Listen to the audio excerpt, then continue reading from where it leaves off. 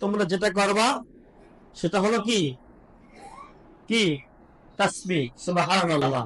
কি বলবা? সুবহানাল্লাহ। আর তাহলিল আলহামদুলিল্লাহ, তাহলিল লা ইলাহা, তাকবীর আল্লাহু আকবার। আল্লাহু, এটা তো আমাদের জন্য অনেক সহজ, সহজ না? হ্যাঁ, সুবহানাল্লাহ এটা তো আমরা ওই যে নামাজের পরে পড়ি, আলহামদুলিল্লাহ পড়ি, তারপরে কি হ্যাঁ লা ইলাহা ইল্লাল্লাহ এটাও কি পড়ি, তারপরে আল্লাহু আকবার। তাহলে এইগুলাকে আরবিতে বলে কি বলে? তাসবিহ, মানে সুবহানাল্লাহ মানে এটা তাসবিহ। তাহমিদ আলহামদুলিল্লাহ, তাহলিল লা ইলাহা ইল্লাল্লাহ, তাকবীর আল্লাহু। এরপর আমরা ওই যে 9 তারিখ ফজর থেকে 13 তারিখ আসর পর্যন্ত প্রতি নামাজ অর্থাৎ 23 ওয়াক্ত নামাজে একটা তাকবীর বলি, বলি না? কি বলি? আল্লাহু আকবার, আল্লাহু আকবার, লা ইলাহা ইল্লাল্লাহ, আল্লাহু আকবার, আল্লাহু আকবার, লিল্লাহিল। অনেক সওয়াব, অনেক বরকতপূর্ণ সওয়াব। প্রিয় ভাই সাহেব, তাহলে আসুন আমরা এগুলো পালন করব, কেমন? এজন্য আল্লাহ বলেছেন, কি বলেছেন? ওয়াজকুরিস মাল্লাহ ফি আইয়ামিন মা'দুদাত ফামান তাআজ্জালা ফি ইয়াওমাইন ফালা ইসমা আলাইহি ওয়া মান তাআখারা ফালা ইসমা আলাইহি লিমানিত তাকওয়া। আল্লাহ রাব্বুল আলামিন বলেন, তোমরা নির্দিষ্ট সংখ্যক দিনগুলিতে আল্লাহর জিকির করবে। কি করবে? এমন কিছু ফজিলতপূর্ণ দিন আছে যে দিনে কি করতে হবে? জিকির করতে হবে। কার জন্য? আল্লাহর জন্য। এরপর আল্লাহ বললেন, যদি কেউ তাড়াতাড়ি করে, দুদিনে চলে আসে, ওই সেখানে হজে যায় 2 দিনে কি করে চলে আসে, তার কোনো কি নাই, ফাঁক নাই। আর যদি সে দেরি করে তাতেও কোনো সমস্যা কি নাই। কিন্তু জিকির সবার কি করতে হবে, সবার কি করতে হবে। তাহলে জিকির, জিকির গুলো একেবারে সহজ না? সহজ কি না? হ্যাঁ। তাহলে আমরা এই জিকির গুলা করতে কি পারি, করতে কি পারি। প্রিয় ভাই সাহেব, তাহলে আমরা এই জিকির গুলো সবাই কি করব ইনশাআল্লাহ, ইনশাআল্লাহ। এখন আসুন, কমসে কম আমরা যদি 10 দিন রোজা রাখতে না পারি, হজের দিন তো রোজা থাকতে পারবো, কেমন? একদিন পারবেন না? পারবেন? এই হজের দিন রোজা রাখলে অনেক কি সওয়াব, অনেক কি সওয়াব। রাসূল করিম সাল্লাল্লাহু আলাইহি ওয়াসাল্লাম এই দিনই রোজা থাকতেন এবং ঈদুল আজহার দিনে নিজের কোরবানি জবাই কেরা সেই কোরবানির গোশত দিয়া কি করতেন? ইফতার করতেন। মানে অর্থাৎ ওই যে যতক্ষণ সময় লাগে ওই দিনে, এরপরে এই কোরবানির গোশত দিয়ে খেতেন। কি করতেন? খেতেন। প্রিয় ভাইরা, তাহলে এখন আমরা অনেক সময় দেখা যায় অনেক মানুষ এই রাসূলের হাদিস গুলো মানতে চায় না। অনেকে আরে জিকির দরকার কি, মনে মনে তো জিকির না। জিকিরের অনেক হাদিস আছে, অনেক হাদিস আছে। দুরূদ শরীফ অনেক হাদিস আছে। রাসূলের উপরে দুরূদ পড়লে আল্লাহ কি করেন?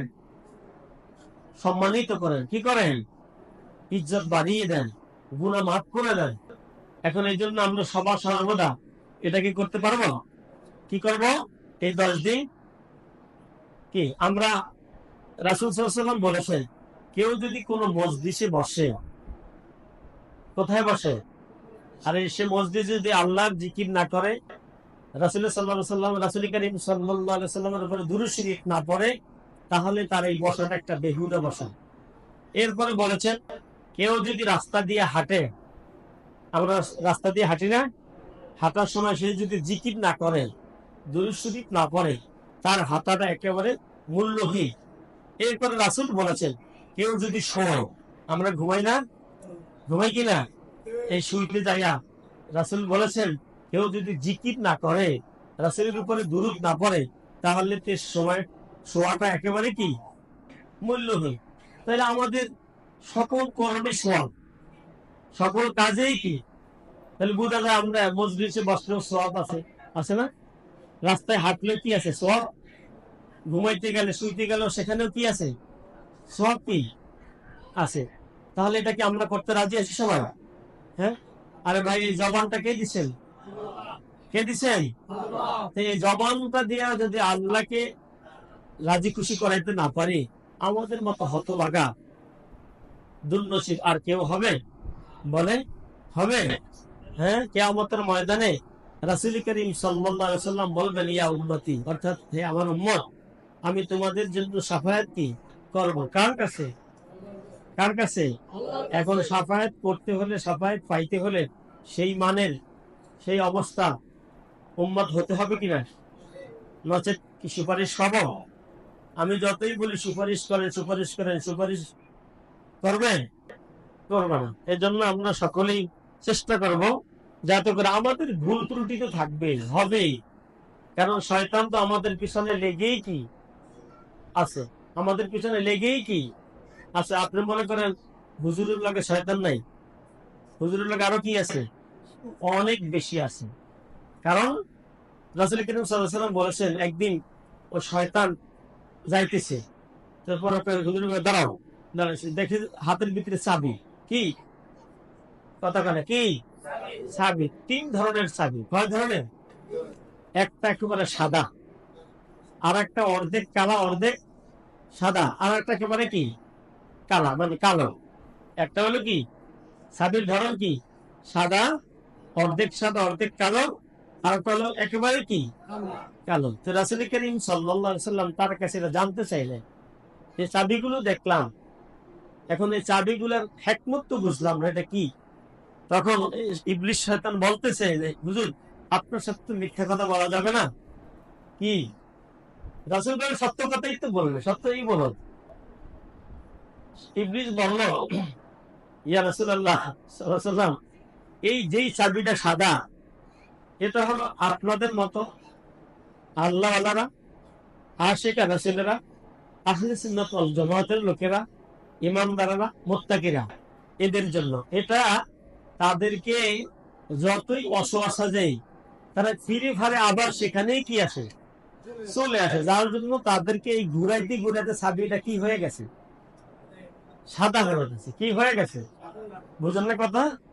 যে বটিটা, যে দাওটা, যে চাবিটা প্রতিদিন ব্যবহার করা হয়, সেটা কি মরিচায় ধরবে? কি করবে? দাও চকচক করে, ঠিক না? আর বৈদ্যুতিক লাইট গেলে তো আরো গ্লাসের মতো আলো দেয়, ঠিক নেই? তো রাসূল বলেন, আচ্ছা, তারপরে দ্বিতীয়টা অবস্থাটা বলো। ইবলিস বলল, দ্বিতীয়টা হলো এই, সেটা কিছু মানুষ আছে আপনার উম্মত, আল্লাহর বান্দা, যাদেরকে কিছু সময় অসহসা দিলে তারা আমার পথে থাকে, আবার কিছু পরে তারা আল্লাহর পথে চলে যায়, আপনার দিনের পথে চলে যায়, আপনার দাওয়াতের পক্ষে চলে যায়। এদেরকে এই খুঁচাইতে খুঁচাইতে অর্ধেক সাদা অর্ধেক কি কালো, অর্ধেক কি বুঝে আসছে নি? তাহলে সাদাটা বুঝে আসছে, আর অর্ধেক কালো অর্ধেক সাদা, সেটা বুঝে আসছে। এবার রাসূল বলেন, আচ্ছা বুঝলাম, 3 নম্বরটা বলো, যেটা একেবারে কালো। ইবলিস বলল, ইয়া রাসূলুল্লাহ সাল্লাল্লাহু আলাইহি ওয়াসাল্লাম, এটা হলো ওই মানের লোক, ওই ধরনের লোক, ওই জাতের লোক, ওই কওমের লোক, ওই বংশের লোক, যাদেরকে একবার সাবি মাইরা দিচ্ছি ছাইরা, আর তাদের ধারে কাছেও যাইতে হয় না, বরঞ্চ আমি দূর থেকে তাদেরকে ফলো করি। যখন দেখি আমার থেকেও বেশি করে, তখন তাদের কাছ থেকে আমি দূরে সরে আসি। এই মানের লোক আমাদের সমাজে আছে না নাই? আছে? প্রিয় ভাইরা, তাহলে এইভাবে কি জীবন যাপন করলে চলবে? না, আমাদেরকেও নবী রাসূলদের পথে মতে, সাহাবীদের পথে মতে, আশিকা রাসূলদের পথে মতে, আহলে সুন্নাত ওয়াল জামাতের পথে মতে থেকে আমাদের জীবনটা পরিচালনা করতে কি হবে। তাহলেই আমরা পরকালে জবাবদিহিতা করতে কি পারবো। প্রিয় ভাই সাহেব, আমাদেরকে কিন্তু কবরে প্রশ্ন করা হবে। কয়টা? কয়টা? এই প্রশ্নগুলো মুখস্থ করে গেলে সেখানে উত্তর দেওয়া যাবে। হুম, 3টা। আর কিয়ামতের ময়দানে করা হবে কয়টা? 5টা। কয়টা? মোট টোটাল কয়টা হলো? একটা মনে করেন সৎ, আর একটা মনে করেন বট। 3টা প্রশ্ন মনে করেন কি বট, মানে বড় প্রশ্ন, আর ওগুলো ধরে নেন, এটা আমার কথা আর কি। আমি তো এখন এই প্রশ্নগুলো যদি আমরা দিতে না পারি অ্যান্সার বা উত্তর যেটাই বলেন, তাহলে কি আমরা ডান হাতে আমল নামা পাবো? জান্নাতে যেতে পারবো? রাসূলের সুপারিশ পাবো? তাহলে রাসূলের সুপারিশ পেতে হলে, জান্নাতে যেতে হলে, ডান হাতে আমল নামা পেতে হলে আমাদের করণীয় কি? এখন আমরা যে নামাজ পড়ি, নামাজ তো আমরা জানি না রে ভাই। দেখা দেখি নামাজ পড়লে কি নামাজ হবে? বলে, হ্যাঁ, অনেকে দেখা দেখি নামাজ পড়ে, দেখা দেখি ইবাদত করে। এটা কি কোরবানির মতো নাকি? যে কোরবানি গরু কিনলাম 7 জনে 5 জনে 3 জনে 1 জনে, আর জবে করে দিলাম, কাটলাম, পাক করলাম আর খাইলাম, এরকম নাকি? নামাজের আর কাম আহাকাম 13 ফরজ। কত ফরজ?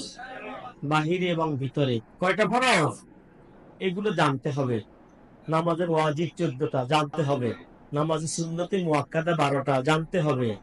আপনি যদি না জেনে করেন, আপনার যেরকম এই বিল্ডিং বানাতে হলে রড লাগবে, সিমেন্ট লাগবে, ইট লাগবে, শ্রমিক লাগবে, হ্যাঁ, মাল লাগবে, এরপরে হলো একটা বিল্ডিং।